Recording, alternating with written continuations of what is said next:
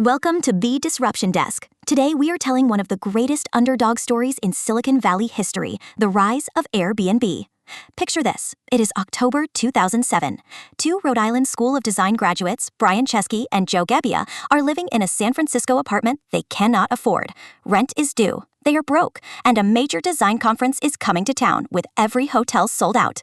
So they buy 3 air mattresses, throw up a basic website called Air Bed and Breakfast, and offer strangers a place to sleep on their floor for $80 a night. That desperate act of survival would become a company worth over $80 billion that fundamentally changed how the world travels. Joining me today are the platform economics expert and our founder's journey storyteller. Let us go back to the beginning. The origin story is even scrappier than most people realize. Brian Chesky had moved to San Francisco with literally $1,000 in his bank account. He and Joe Gebbia were roommates, and when their landlord raised the rent, they were genuinely facing eviction. The design conference was their lifeline. They inflated 3 air mattresses in their living room, created a simple website with photos, and offered what they called Air Bed and Breakfast, a place to sleep, a home-cooked breakfast, and local recommendations from a real San Franciscan. 3 guests showed up. One was a 30-year-old man from India, one was a 35-year-old woman from Boston, and one was a 45-year-old father of 4 from Utah. And something magical happened. These strangers did not just tolerate staying in someone else's apartment, they loved it. They connected with their hosts, they felt like they experienced the real San Francisco, and they said this was better than a hotel. That human insight, that people crave authentic connection when they travel, became the emotional foundation of everything Airbnb would build.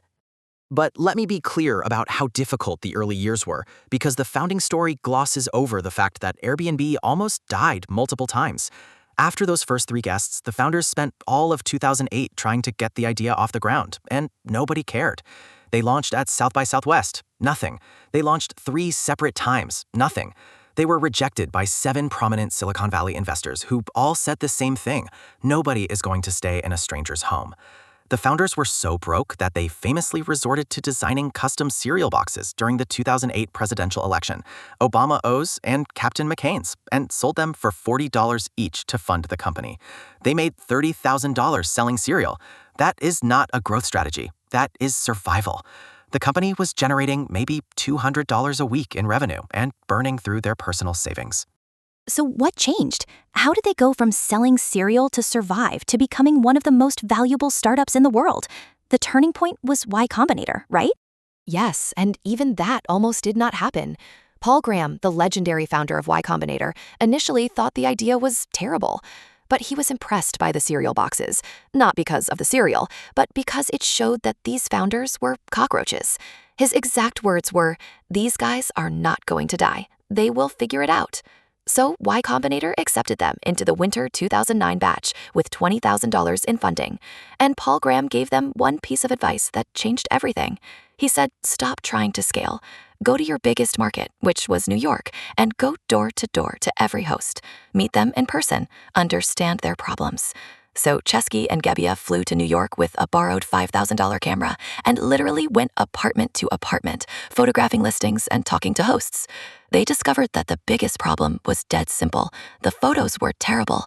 Hosts were taking blurry phone pictures of their apartments, and no guest wanted to book a place that looked awful. So the founders started professionally photographing every listing themselves. Within a month, New York bookings doubled, then tripled. They had found the growth lever.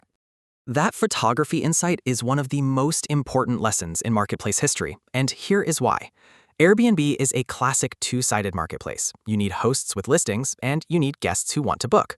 This creates the infamous chicken and egg problem. Guests will not come without listings, and hosts will not list without guests. Most marketplaces die trying to solve this. What Airbnb figured out is that in a 2-sided marketplace, you have to make one side irresistible first. By dramatically improving listing quality through professional photography, they made the supply side, the host listings, so visually compelling that demand followed naturally. But the deeper strategic insight was about trust. The number one barrier to Airbnb growth was that people did not trust sleeping in a stranger's home. Beautiful photography was actually a trust mechanism. A professionally photographed apartment signals legitimacy, care, and quality. From there, Airbnb layered on more trust infrastructure, verified identities, the review system, host guarantees, a 24/7 support line. Each layer reduced the perceived risk of booking with a stranger. This systematic dismantling of trust barriers is the playbook for every successful marketplace company. And then came the explosive growth phase. Once the trust infrastructure was in place and the product market fit was undeniable, Airbnb raised a series of massive funding rounds and expanded internationally at an incredible pace. Can you walk us through the scale of that growth and how it threatened the hotel industry? The growth numbers are staggering. In 2011, Airbnb had about 120,000 listings. By 2015, that number was over 2 million. By 2019, it was 7 million listings in over 220 countries. To put that in perspective, the three largest hotel chains in the world, Marriott, Hilton, and IHG, have a combined total of about 3 million rooms. Airbnb surpassed that with zero real estate, zero construction costs, and zero housekeeping staff. This is the power of what we call an asset-light marketplace model. Airbnb does not own any of the properties. They simply connect hosts and guests and take a service fee of roughly 14 to 20%. Their gross margins are above 80%, which is software-level profitability applied to the hospitality industry. The hotel industry initially dismissed Airbnb as a fad for backpackers, but by 2016, studies showed that Airbnb was costing the hotel industry billions in lost revenue, particularly in major tourist cities like New York, Paris, London, and Barcelona. Hotels could not compete on variety, uniqueness, or price. Airbnb had tree houses, castles, houseboats, and neighborhood apartments that no hotel chain could replicate. But the Airbnb story would not be complete without talking about their near-death experience during COVID. In March 2020, global travel stopped overnight. Airbnb bookings dropped 80% in 8 weeks. Brian Chesky had to lay off 25% of the company, nearly 2,000 employees, and he wrote one of the most emotionally honest layoff letters in corporate history. He personally called every departing executive. The company that had been valued at $31 billion was suddenly fighting for survival. But then something remarkable happened. As lockdowns eased, people did not want to go back to crowded hotels and airports. They wanted to escape to rural cabins, beach houses, and mountain retreats, exactly the kind of unique. What an incredible arc, from 3 air mattresses on a living room floor to a $100 billion public company. From selling cereal boxes to fund the business to one of the largest IPOs in history, the Airbnb story is a masterclass in so many things.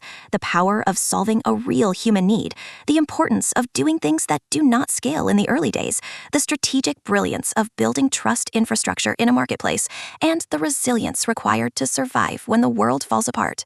Brian Chesky, Joe Gebbia, and Nathan Blecharczyk did not just build a company. They created an entirely new category of travel that gave millions of ordinary people the ability to become hospitality entrepreneurs. Today, Airbnb has hosted over 1.5 billion guest arrivals, operates in more than 220 countries, and has paid out over $200 billion to hosts worldwide. Not bad for 3 guys who started with air mattresses and a dream. Thank you to the platform economics expert and our founder's journey storyteller for this amazing deep dive. This has been the Disruption Desk.